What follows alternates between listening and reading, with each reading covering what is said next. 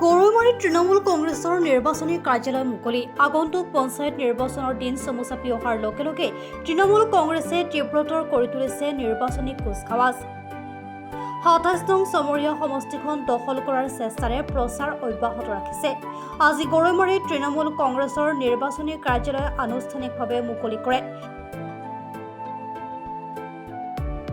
তৃণমূল কংগ্ৰেছৰ কৰ্মী নজমুল হকে আধৰা সভাত পূব চমৰীয়া, গৰৈমাৰী চমৰীয়া, হাতীখোলা, বাতাহিদিয়া, জোৰঘিমুলি আদি অঞ্চলৰ পৰা প্ৰায় শতাধিক কৰ্মী উপস্থিত হৈ আগন্তুক পঞ্চায়ত নিৰ্বাচনত নিজৰ দলৰ প্ৰাৰ্থী জয় কৰাবলৈ চেষ্টা অব্যাহত ৰাখিব বুলি জানিবলৈ দিয়ে দুলু আহমেদে।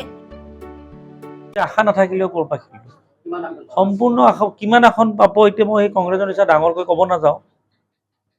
ইয়াতে এটা ডাঙৰ মানে আমাৰ প্লাছ পইণ্ট আছে যে আমাৰ দলটো তৃণমূল কংগ্ৰেছ বৃহৎ দল, কিন্তু আমি ধৰি লওক ইয়াতে আমাৰ এই চমৰীয়া সমষ্টিত যোৱা 18ৰ পঞ্চায়ত নিৰ্বাচনত আমি তীব্ৰ ফাইট কৰিছিলোঁ। ইয়াত শতাব্দী ৰৈও আহিছিলে নিৰ্বাচনী প্ৰচাৰ কৰিব। শতাব্দী ৰৈটো বেলেগ জেগাত যোৱা নাই। ঠিক তেনেকুৱা এইবাৰ আমি তাতকৈ বেছিকৈ প্ৰচাৰ কৰিম। আৰু আটাইতকৈ আমাৰ ভাল হ'ব যে ইতিমধ্যে এটা জিলা পৰিষদৰ পৰা আমাৰ 4টা জিলা পৰিষদ আছে ইয়াতে চমৰীয়া সমষ্টিত। প্ৰত্যেক জিলা পৰিষদত কংগ্ৰেছৰ 5-6 গৰাকীকৈ প্ৰাৰ্থী, নোপোৱা প্ৰাৰ্থী আমাৰ লগত যোগাযোগত আছে।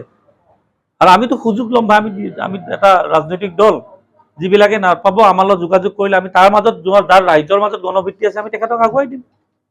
ৰাজনীতিটো আৰু আজি বিজেপি চলি আছে কংগ্ৰেছৰ নেতা কৰ্মীৰে।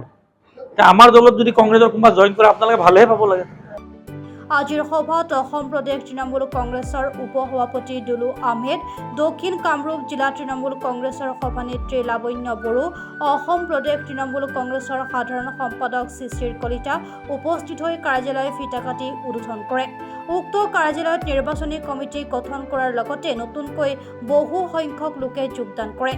আগন্তুক পঞ্চায়ত নিৰ্বাচনত 27 নম্বৰ চমৰীয়া বিধানসভা সমষ্টিৰ 22খন পঞ্চায়ত, 4খন জিলা পৰিষদ আৰু আঞ্চলিক পঞ্চায়তত প্ৰতিদ্বন্দ্বিতা আগবঢ়াবলৈ কঁকালত টঙালি বান্ধিছে বুলি জানিবলৈ দিয়ে। আজি আমাৰ ইয়াতে দক্ষিণ কামৰূপ জিলাৰ অন্তৰ্গত চমৰীয়া সমষ্টি গৰৈমাৰী ব্লক, ইয়াত আজি এখন নিৰ্বাচনী প্ৰস্তুতি সভা অনুষ্ঠিত হয়।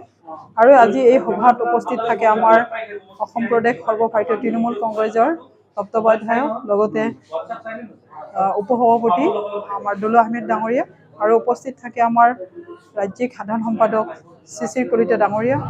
আৰু ইয়াত উপস্থিত থকা ইয়াত পঞ্চায়তত প্ৰাৰ্থিত্ব কৰা আমাৰ 3জন ইয়াতে প্ৰাৰ্থী আছে। লগতে ইয়াত নিৰ্বাচনটো চলাই নিয়াৰ কাৰণে ইয়াত বহুতখিনি আমি কৰ্মী দেখা পালোঁ। সঁচাকৈ ভাল লাগিছে।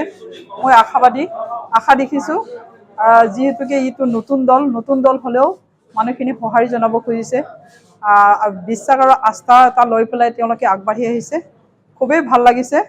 তো নিশ্চয় আমি এই পঞ্চায়ত নিৰ্বাচনৰ লগতে আমি বিধানসভালৈকে আমাৰ প্ৰস্তুতি খুব ষ্ট্ৰং হ'ব, সংগঠন খুব ষ্ট্ৰং হ'ব। তো এইখিনি মই আশা দেখিছোঁ। আৰু আজি যিখিনি মই পৰিকল্পনা দেখিলোঁ, সঁচাকৈ মই বেছিকৈ নহ'লেও 25% হ'লেও মানে এটা কেণ্ডিডেট যাব, লগতে ছেকেণ্ড পজিশ্যনত থাকিব বুলি আশা দেখিছোঁ আৰু আপোনালোকৰ সহায় সহযোগ দেখি। চমৰীয়াৰ পৰা সাইফুল ইছলামৰ ৰিপৰ্ট, প্ৰাত টাইম ডিজিটেল। অসমৰ সংবাদ জগতখনৰ বাবে এক সুখৰ খবৰ। আপোচবিহীন ৰাইজৰ কণ্ঠ সাপ্তাহিক কবচ পুনৰ এবাৰ অসমৰ ৰাইজৰ মাজলৈ। স্বত্বাধিকাৰী প্ৰণীতা কলিতাৰ দ্বাৰা প্ৰকাশিত আৰু আপোচবিহীন একাংশ নপুৰণি অভিজ্ঞতাপুষ্ট সাংবাদিকৰ দ্বাৰা প্ৰচাৰিত তথা eco printing press, Guwahati Katabari গড়চুকত মুদ্ৰিত সাপ্তাহিক কবচ এতিয়া অসমৰ বিভিন্ন প্ৰান্তত উপলব্ধ।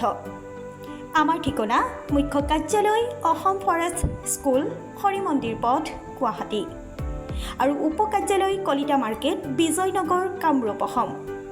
মোবাইল নম্বৰ হৈছে 9435114666, 7002472813। আমাৰ ইমেইল ID হৈছে kobos2025@gmail.com।